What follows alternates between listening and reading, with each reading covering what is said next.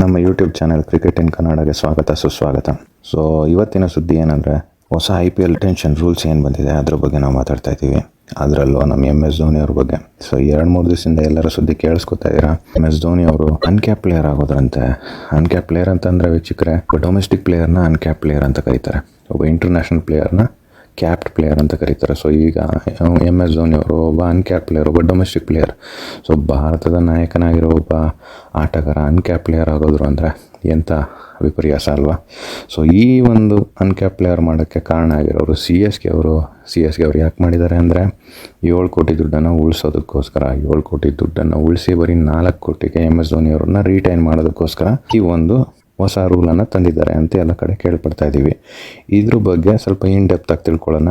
ಸವಿವರವಾದ ವಿವರಣೆ ಮುಂದೆ ಬರುತ್ತೆ, ದಯವಿಟ್ಟು ಕೊನೆವರೆಗೂ ವಿಡಿಯೋನ ನೋಡಿ. September 28, 2024 IPL governing council body ಅವರು ಒಂದು ಮೀಡಿಯಾ ಅಡ್ವೈಸರಿಯನ್ನು ರಿಲೀಸ್ ಮಾಡಿರ್ತಾರೆ. ಅದು ಏನು ಹೇಳುತ್ತೆ ಅಂದರೆ, ಟಾಟಾ IPL ಪ್ಲೇಯರ್ ರೆಗ್ಯುಲೇಷನ್ 2025ರಿಂದ 27ರವರೆಗೂ ಒಂದು ಸೆಟ್ ಆಫ್ ರೆಗ್ಯುಲೇಷನ್ಸ್ನ ಅನೌನ್ಸ್ ಮಾಡಿದ್ದಾರೆ. ಆ ಎಲ್ಲ ರೆಗ್ಯುಲೇಷನಲ್ಲಿ ನಮಗೆ ಬೇಕಾಗಿರೋ ಅಥವಾ MS ಧೋನಿ ಅವ್ರಿಗೆ ಸಂಬಂಧಪಟ್ಟಿರೋ ರೆಗ್ಯುಲೇಷನ್ ಯಾವುದು ಅಂತ ಹೇಳಿದ್ರೆ, ನಂಬರ್ 7ನೇ ಪಾಯಿಂಟ್. ಸೊ 7ನೇ ಪಾಯಿಂಟು ಏನಂತ ನೋಡೋಕ್ಕೆ ಮುಂಚೆ, ಸೊ ನಾವು ನೋಡಿ ನಂಬರ್ 7 ಅಂದಿದ ತಕ್ಷಣ ನಮಗೆ ನೆನಪಾಗೋದು MS ಧೋನಿ ಅವರ T-ಶರ್ಟ್ ನಂಬರ್ ಅಥವಾ ಜರ್ಸಿ ನಂಬರು ನಂಬರ್ 7. ಇಲ್ಲಿ ಹಾಕಿರೋ ನಂಬರ್ ಪಾಯಿಂಟು 7. ಎಂಥ ಕೋಇನ್ಸಿಡೆನ್ಸು ಅಥವಾ ಕಾಕತಾಳೀಯನೋ ಅಥವಾ ಏನು ಡೆಲಿಬ್ರೇಟೋ ಏನೋ ನೋಡಿ, ಒಳ್ಳೆ ಮಜಾ ಇದೆ.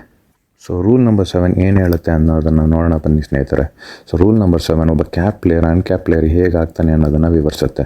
ಸೊ ರೂಲ್ ನಂಬರ್ 7ನಲ್ಲಿ ಒಬ್ಬ ಕ್ಯಾಪ್ ಪ್ಲೇಯರ್ ಅಥವಾ ಇಂಟರ್ನ್ಯಾಷನಲ್ ಪ್ಲೇಯರ್ ಅನ್ಕ್ಯಾಪ್ ಪ್ಲೇಯರ್ ಆಗಬೇಕು ಅಂದರೆ ಅವನು 5 ವರ್ಷ ಇಂಟರ್ನ್ಯಾಷನಲ್ ಪಂದ್ಯ ಆಡಿರಬಾರ್ದು. ಯಾವುದೇ 5 ವರ್ಷದಲ್ಲಿ, ಅಂದರೆ ಇವತ್ತಿಗೆ 2025 IPL ಆಡಬೇಕು ಅಂತಂದರೆ 2020ಇಂದ 2024ವರೆಗೂ ಯಾವುದೇ ಅಂತಾರಾಷ್ಟ್ರೀಯ ಪಂದ್ಯ ಆಡಿರಬಾರದು. ಸೊ ಅಂತಾರಾಷ್ಟ್ರೀಯ ಪಂದ್ಯ ಅಂದರೆ ಬರೀ T20 ಅಲ್ಲ, ODI ಮತ್ತು ಟೆಸ್ಟ್ ಕೂಡ ಒಳಪಡುತ್ತೆ. 3 ಫಾರ್ಮ್ಯಾಟ್ನಲ್ಲಿ ಅವನು ಭಾರತ ದೇಶದ ತಂಡವನ್ನು ಪ್ರತಿನಿಧಿಸಿರಬಾರ್ದು. ಪ್ಲೇಯಿಂಗ್ 11ನಲ್ಲಿ BCCI ಕಾಂಟ್ರಾಕ್ಟೆಡ್ ಪ್ಲೇಯರ್ ಆಗಿರಬಾರ್ದು. ಹಾಗೂ ಈ ಒಂದು ನಿಯಮ ಏನಿದೆ ರೂಲ್ ನಂಬರ್ 7 ಬರೀ ಭಾರತದ ಆಟಗಾರನಿಗೆ ಮಾತ್ರ ಅನ್ವಯಿಸುತ್ತೆ, ಯಾವುದೇ ಫಾರಿನ್ ಪ್ಲೇಯರಿಗೆ ಇದು ಅನ್ವಯಿಸೋದಿಲ್ಲ. ಸೊ ರೂಲ್ ನಂಬರ್ 7 CSK ಅವರು ಕೇಳಿ ಹಾಕ್ಸ್ಕೊಂಡಿದ್ದಾರೆ ಈ ಆವೃತ್ತಿಯಲ್ಲಿ ಧೋನಿ ಅವ್ರನ್ನ ರಿಟೈನ್ ಮಾಡೋದಕ್ಕೋಸ್ಕರ ಅಂತ ನಾವು ಅಂದ್ಕೊಂಡಿದ್ದೀವಿ. ಬಟ್ ರೂಲ್ ನಂಬರ್ 7 ಏನು ಹೊಸದಲ್ಲ.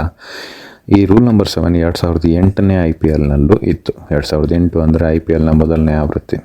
ಸೊ ಮೊದಲನೇ ಆವೃತ್ತಿ ಆಗುವಾಗ ಸುಮಾರು ಇಂಡಿಯನ್ ಪ್ಲೇಯರ್ಸಿಗೆ ಕನ್ಫ್ಯೂಷನ್ ಇತ್ತು. ನಾವು ಕ್ಯಾಪ್ಡ್ ಪ್ಲೇಯರ್ ಕ್ಯಾಟಗರಿಯಲ್ಲಿ ಹೋಗ್ತೀವ, ಅನ್ಕ್ಯಾಪ್ಡ್ ಪ್ಲೇಯರ್ ಕ್ಯಾಟಗರಿಯಲ್ಲಿ ಹೋಗ್ತೀವ ಅಂತ. ಆಗ IPL ಗವರ್ನಿಂಗ್ ಕೌನ್ಸಿಲ್ ಅಥವಾ BCCI ಅವರು ಇದೇ ರೂಲನ್ನು ಸೃಷ್ಟಿಸಿದರು. ಸೊ ಬಟ್ 2008ರಿಂದ 2021ರವರೆಗೂ ಈ ರೂಲ್ ಯಾವುದೇ ಒಂದು ಪ್ಲೇಯರ್ ಮೇಲೆ ಪ್ರಯೋಗ ಆಗಲಿಲ್ಲ, ಬಳಕೆನೇ ಆಗಲಿಲ್ಲ. ಹಾಗಾಗಿ 2021ನೇ ಇಸ್ವಿಯಲ್ಲಿ ಈ ರೂಲನ್ನ ಸ್ಕ್ರ್ಯಾಪ್ ಮಾಡ್ತಾರೆ. ಈ ಒಂದು ರೂಲು CSK ಅವ್ರಿಗೆ ಹೇಗೆ ಅನುಕೂಲ ಮಾಡಿಕೊಡುತ್ತೆ ಅನ್ನೋದನ್ನು ತಿಳ್ಕೊಳ್ಳೋಣ ಬನ್ನಿ ಸ್ನೇಹಿತರೆ. ಸೊ IPL ಹೊಸ ರಿಟೆನ್ಷನ್ ರೂಲ್ ಪ್ರಕಾರ ಒಬ್ಬ ಕ್ಯಾಪ್ಡ್ ಪ್ಲೇಯರ್ನ ರಿಟೈನ್ ಮಾಡಬೇಕು ಅಂದರೆ 11 ಕೋಟಿ ದುಡ್ಡನ್ನು ಖರ್ಚು ಮಾಡಬೇಕಾಗತ್ತೆ. ಅದೇ ಅನ್ಕ್ಯಾಪ್ಡ್ ಪ್ಲೇಯರ್ನ ರಿಟೈನ್ ಮಾಡಬೇಕಾದ್ರೆ ಕನಿಷ್ಠವಾಗಿ 4 ಕೋಟಿ ದುಡ್ಡನ್ನು ಖರ್ಚು ಮಾಡಬೇಕಾಗತ್ತೆ. ಈ 11 ಕೋಟಿ ಅನ್ನೋದು ಕನಿಷ್ಠ, ಮಿನಿಮಮ್ 11 ಕೋಟಿ ಆದರೂ ಖರ್ಚು ಮಾಡಲೇಬೇಕಾಗತ್ತೆ. ಮ್ಯಾಕ್ಸಿಮಮ್ 18 ಕೋಟಿವರೆಗೂ ಖರ್ಚು ಮಾಡಬೇಕಾಗತ್ತೆ ಒಬ್ಬ ಕ್ಯಾಪ್ಡ್ ಪ್ಲೇಯರ್ ಅಥವಾ ಇಂಟರ್ನ್ಯಾಷನಲ್ ಪ್ಲೇಯರ್ ಆಗಿರುವಂಥ ಇಂಡಿಯನ್ ಪ್ಲೇಯರ್ನ ರಿಟೈನ್ ಮಾಡಬೇಕಾದ್ರೆ. ಸೊ ಈ ಒಂದು ನಿಯಮದ ಪ್ರಕಾರ ಧೋನಿ ಅವರು ಈಗ ಅನ್ಕ್ಯಾಪ್ ಪ್ಲೇಯರ್ ಆಗೋಗ್ತಾರೆ. ಹೇಗೆ ಅಂತಂದರೆ, ಧೋನಿ ಅವರು ಕೊನೆಯದಾಗಿ ಅಂತಾರಾಷ್ಟ್ರೀಯ ಪಂದ್ಯ ಆಡಿದ್ದು ಅಂದರೆ 2019ರಲ್ಲಿ. 2019ನೇ ಕ್ರಿಕೆಟ್ ವರ್ಲ್ಡ್ ಕಪ್ನಲ್ಲಿ ಆಡಿದ್ದೇ ಕೊನೆ ಅವರು ಭಾರತ ದೇಶಕ್ಕೆ. ಸೊ ಹಾಗಾಗಿ 2020ರಿಂದ 2024ನೇ ಇಸ್ವಿವರೆಗೂ ಅವರು ಯಾವುದೇ ಅಂತಾರಾಷ್ಟ್ರೀಯ ಪಂದ್ಯ ಆಡಿರೋದಿಲ್ಲ. ಹಾಗಾಗಿ ಧೋನಿ ಅವರು ಈಗ ಅನ್ಕ್ಯಾಪ್ ಪ್ಲೇಯರ್ ಕ್ಯಾಟಗರಿಯಲ್ಲಿ ಹೋಗ್ತಾರೆ. ಸೊ ಇದರಿಂದ CSK ಅವರು ಧೋನಿ ಅವ್ರನ್ನ ಬರೀ 4 ಕೋಟಿ ಕೊಟ್ಟು ರಿಟೈನ್ ಮಾಡ್ಬೋದು. ಸೊ 7 ಕೋಟಿ ಉಳಿತಾಯ ಆಗುತ್ತೆ. ಯಾಕಂದರೆ ಧೋನಿ ಅವ್ರನ್ನ ಕ್ಯಾಪ್ ಪ್ಲೇಯರಾಗಿ ಕನ್ಸಿಡರ್ ಮಾಡಿದ್ರೆ 11 ಕೋಟಿ ಖರ್ಚು ಮಾಡಬೇಕಾಗಿತ್ತು. ಈಗ ಬರೀ 4 ಕೋಟಿಗೆ ಧೋನಿ ಅವ್ರನ್ನ ರಿಟೈನ್ ಮಾಡ್ಬೋದು. ಹಾಗಾಗಿ CSK ಅವ್ರಿಗೆ 7 ಕೋಟಿ ಉಳಿತಾಯ ಆಗಿದೆ. ಈಗ ಒಂದು ಪ್ರಶ್ನೆ ಕೇಳ್ಬೋದು, CSK ಅವರು ಧೋನಿ ಅವ್ರನ್ನ ಆಕ್ಷನ್ನಲ್ಲಿ ಪರ್ಚೇಸ್ ಮಾಡ್ಬೋದಲ್ವಾ, 4 ಕೋಟಿಗಿಂತ ಕಮ್ಮಿ ದುಡ್ಡಿಗೆ ಅವ್ರು ಸಿಗಬಹುದು ಅಂತ ಯೋಚನೆ ಮಾಡ್ಬೋದಾಗಿತ್ತು. ಹಾಗಾದರೆ ಧೋನಿ ಅವ್ರು 4 ಕೋಟಿಗಿಂತ ಕಮ್ಮಿ ಸಿಗ್ತಾರೆ ಅಂದರೆ ನೀವೇ ಯೋಚನೆ ಮಾಡಿ. ಧೋನಿಯವರು ಟೀಮ್ನಲ್ಲಿದ್ದರೆ ಸಾಕು ಅಂತ ಎಲ್ಲ ಟೀಮ್ಗಳು 4 ಕೋಟಿ ಏನೋ 20 ಕೋಟಿವರೆಗೂ ಹೋದರೂ ಹೋಗ್ಬೋದು. ಧೋನಿಯವ್ರ ಕ್ರೇಜ್ ಆ ರೀತಿ ಇದೆ, ಫ್ಯಾನ್ ಫಾಲೋಯಿಂಗ್ ಆ ರೀತಿ ಇದೆ. ಅವ್ರು ಟೀಮ್ನಲ್ಲಿ ಇದ್ದರೆ ಸಾಕು, ಟೀಮ್ಗೆ ಒಂದು ಹೊಸ ಹುರುಪು ಬಂದುಬಿಡುತ್ತೆ. ವೈ ಟು ಟೇಕ್ ರಿಸ್ಕ್ ಅಂತೇಳಿ CSK ಅವರು ಧೋನಿ ಅವ್ರನ್ನ ರಿಲೀಸ್ ಮಾಡಿ ಆಪ್ಷನಲ್ಲಿ ಪರ್ಚೇಸ್ ಮಾಡೋ ಟೆನ್ಷನ್ ಯಾಕೆ ಅಂತೇಳಿ 4 ಕೋಟಿಗೆ ಅವರನ್ನು ರಿಟೈನ್ ಮಾಡೋ ಅಂಥ ನಿರ್ಧಾರ ತೊಗೊಂಡಿದ್ದಾರೆ. ಆ ನಿರ್ಧಾರಕ್ಕೋಸ್ಕರನೇ ಈ ರೂಲ್ನ IPL ಗವರ್ನಿಂಗ್ ಕೌನ್ಸಿಲ್ ಅವರಿಗೆ ಕೇಳಿ ರೂಲ್ನ ಮತ್ತೆ ಚಾಲ್ತಿಗೆ ತಂದಿದ್ದಾರೆ. ಹಾಗಾದರೆ ಧೋನಿ ಅವರಿಗೆ ಹೆಚ್ಚು ದುಡ್ಡು ಬೇಡವಾ? ಅವ್ರು ಯಾಕೆ ಇದಕ್ಕೆ ಒಪ್ಕೊಂಡ್ರು? ಅವ್ರು ಆಕ್ಷನ್ಗೆ ಹೋಗಿ ಇನ್ನೂ ಜಾಸ್ತಿ ದುಡ್ಡನ್ನು ಗಳಿಸ್ಬೋದಾಗಿತ್ತಲ್ಲ.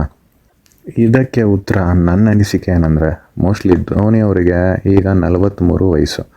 ಸೊ ಈ ಆವೃತ್ತಿಯಲ್ಲಿ ಅವರು ಕ್ಯಾಪ್ಟನ್ ಕೂಡ ಆಗಿರಲಿಲ್ಲ, ಮಂಡಿ ನೋವಿನಿಂದ ಬಳಲ್ತಿದ್ರು. ಸೊ ನೀ ಸರ್ಜರಿ ಆಗಿತ್ತು ಅವರಿಗೆ. ಹಾಗೂ ನಾಯಕತ್ವವನ್ನು ಋತುರಾಜ್ ಗಾಯಕ್ವಾಡ್ ಅವರಿಗೆ ಹ್ಯಾಂಡ್ ಓವರ್ ಮಾಡಿ ಜಸ್ಟ್ ಪ್ಲೇಯರ್ ಆಗಿ ಆಟ ಆಡಿದರು. ಅಫ್ಕೋರ್ಸ್ ಧೋನಿ ಅವರು ಆಪ್ಷನ್ಗೆ ಹೋದರೆ 4 ಕೋಟಿಗಿಂತ ಹೆಚ್ಚು ದುಡ್ಡಿಗೆ ಹೋಗ್ತಾರೆ. ಆದರೆ ಧೋನಿಗೂ CSKಗೂ ಒಂದು ಅವಿನಾಭಾವ ಸಂಬಂಧ ಇದೆ. CSK is Dhoni, Dhoni CSK ಅನ್ನೋ ಥರ ಆಗೋಗಿದೆ. ಸೊ ಧೋನಿ ಅವರು CSK ಮ್ಯಾನೇಜ್ಮೆಂಟ್ನಲ್ಲೇ ಆಲ್ರೆಡಿ ವಿಲೀನರ್ ಆಗೋಗಿದ್ದಾರೆ ಅಂತ ಹೇಳಿದ್ರು ತಪ್ಪಾಗೋದಿಲ್ಲ. ಯಾಕಂದರೆ ಈ ಒಂದು ನಿಯಮದಿಂದ CSK ಜೊತೆಗೆ ಇನ್ನೂ 3 ತಂಡಗಳು ಅನುಕೂಲ ಪಡೆಯಬಹುದಾಗಿರುತ್ತದೆ. ಅವುಗಳು ಮುಂಬೈ ಇಂಡಿಯನ್ಸ್, ರಾಜಸ್ಥಾನ್ ರಾಯಲ್ಸ್ ಮತ್ತು ಗುಜರಾತ್ ಟೈಟನ್ಸ್. ಈ ತಂಡಗಳಲ್ಲಿರುವಂಥ ಯಾವ ಆಟಗಾರರನ್ನು ಇವರು ಅನ್ಕ್ಯಾಪ್ಡ್ ಅಂತ ಕನ್ಸಿಡರ್ ಮಾಡಿ ರಿಟೈನ್ ಮಾಡ್ಕೋಬೋದು ಅನ್ನೋದನ್ನು ನೋಡೋಣ ಬನ್ನಿ. ಸೊ ಮುಂಬೈ ಇಂಡಿಯನ್ಸ್ಗೆ ಆಡ್ತಿರುವಂಥ ಪಿಯೂಷ್ ಚಾವ್ಲಾ ಕಡೆಯದಾಗ ಅವರು ಭಾರತಕ್ಕೆ ಪ್ರತಿನಿಧಿಸಿದ್ದು 2015ರಲ್ಲಿ. ರಾಜಸ್ಥಾನ್ ರಾಯಲ್ಸ್ ಪರ ಸಂದೀಪ್ ಶರ್ಮಾ ಕಡೆಯದಾಗಿ ಅಂತಾರಾಷ್ಟ್ರೀಯ ಪಂದ್ಯ ಆಡಿದ್ದು 2015ರಲ್ಲಿ. ಗುಜರಾತ್ ಟೈಟನ್ಸ್ ಪರ ಮೋಹಿತ್ ಶರ್ಮಾ ಇವರು ಕಡೆಯದಾಗಿ ಅಂತಾರಾಷ್ಟ್ರೀಯ ಪಂದ್ಯ ಆಡಿದ್ದು 2015ರಲ್ಲಿ. ಸೊ ಈ 3 ಆಟಗಾರರನ್ನು ಇವರು ಅನ್ಕ್ಯಾಪ್ಡ್ ಎಂದು ಕನ್ಸಿಡರ್ ಮಾಡಿ ಬರೀ 4 ಕೋಟಿಗೆ ರಿಟೈನ್ ಮಾಡ್ಬೋದು. ಬಟ್ ನನ್ನ ಅನಿಸಿಕೆ ಏನಂದರೆ, ಇವರು ಆಕ್ಷನ್ಗೆ ಹೋದರೆ 4 ಕೋಟಿಗಿಂತ ಜಾಸ್ತಿ ದುಡ್ಡನ್ನು ಖಂಡಿತವಾಗಿ ತೊಗೋತಾರೆ. ಯಾಕಂದರೆ 3 ಜನ ಒಳ್ಳೆ ಫಾರ್ಮಲ್ಲಿದ್ದಾರೆ. ಸೊ ಕಾದು ನೋಡಬೇಕು ಏನಾಗುತ್ತೆ ಅನ್ನೋದು. ಕೊನೆಯವರೆಗೂ ಈ ವಿಡಿಯೋ ನೋಡಿದವರಿಗೆ ಧನ್ಯವಾದಗಳು. ಈ ವಿಡಿಯೋನ ತಮಗೆ ಇಷ್ಟವಾಗಿದ್ದಲ್ಲಿ ಲೈಕ್ ಮಾಡಿ, ಸಬ್ಸ್ಕ್ರೈಬ್ ಮಾಡಿ.